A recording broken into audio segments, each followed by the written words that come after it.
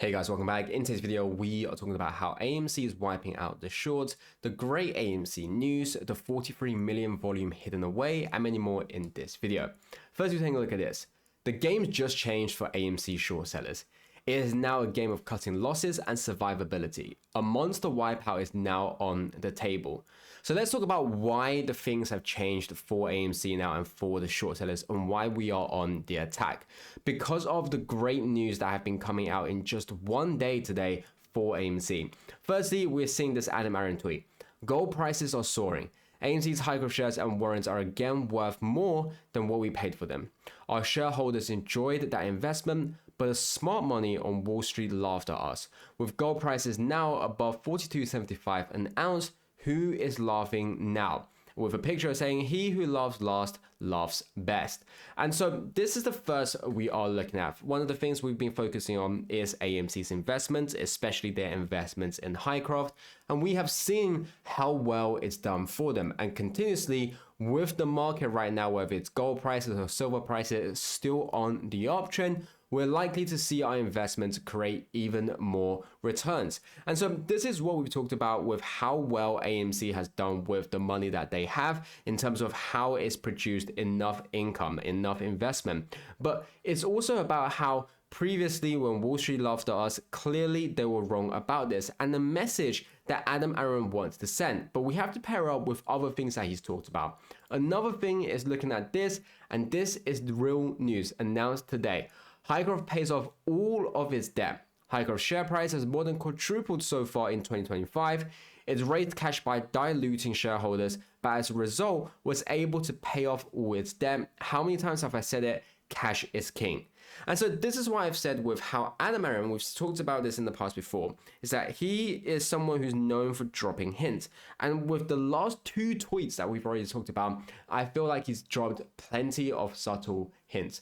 The first of which we'll talk about with this post, which is him talking about Highcroft paying off its debt, in which he talked about raised cash by diluting shareholders, but as a result was pay off all its debt. And once again, we talked about the recent AMC and their things to do with, of course, raising cash as well, and ultimately to try and pay off their debt. So this is his take on terms about how firms that are able to pay off their debt is still able, whilst diluting shareholders, is still able to see their stock price go up. It isn't the end of the world, because you can see he's mentioned a few things: diluting shareholders, but was able to pay off his debt. Secondly, one of the things he talked about was obviously how Highcroft's share price more than quadrupled so far in 2025. And then finally, cash is king. So he's taken and talked about so many different points here, but it's about how he thinks the ways of operations can be done very well with what he has raised in his past. And so this is once again just talking about the importance of the recent AMC announcement that we have obviously talked about. Now, another thing is obviously saying he who laughs last laughs best, which is something of a subtle hint that, in my opinion, is obviously talking about the short sellers. Now, when we take a look at the price of AMC, yes, we have seen the price of AMC declining a lot from its all-time high. But going to this message in terms of he who laughs last laughs best is to obviously talking about until everything is over, that no one realistically should be laughing, because whilst these AMC short sellers seems to be in profit, they can't actually exit their position. So we haven't actually seen the everything, dust and settled. And so this is what we talked about with the people who will laugh last will be the ones at the very end, whether it's either AMC going bankrupt or to short sellers going bankrupt. And so this is once again, I think, another take of Adam Aaron's in terms of how he's battling these short sellers. And that's why we paired it up with this particular tweet about how these two go hand in hand. Another major news is this. This is real news announced yesterday, AMC and Netflix. Netflix, the world's largest streaming service, and AMC Entertainment, the world's largest theater chain, have jointly decided to work together. And that's right, you've heard this right. And the thing I find is the most interesting and hilarious is previously we've seen how so many different Wall Street institutions have talked about there was no need of AMC. that Netflix is the only thing you should be looking at. Anything that's theater related are all going to die out. And now what we're seeing is this, so-called Netflix, this so-called the only thing you should be looking at, to be pairing up with not only the theater industry, but more importantly, AMC Entertainment. And so this is how we're seeing how the short sellers are all start to slowly crack in terms of what they have been doing. And as we're seeing Netflix working with AMC, especially with the backlash that recently Netflix has faced, you can see how suddenly they're all running to AMC right now. So Netflix running to AMC, the institutions that were betting against AMC is running to AMC. These things are all, of course, happening. And there's no surprise they're running to AMC because you can see what we have available to give to these guys. It will be played on approximately 400 AMC screens across its theaters in the US and Europe. And so this is just talking about the impact that AMC has. And despite what these institutions, these Wall Street guys have said about, Netflix, how it reached so many people, you can see how Netflix themselves are still relying on AMC. And furthermore, which is while the two companies have not had a commercial relationship in recent years, both Netflix and AMC are intrigued by the mutually beneficial opportunities that could arise from this and future collaboration.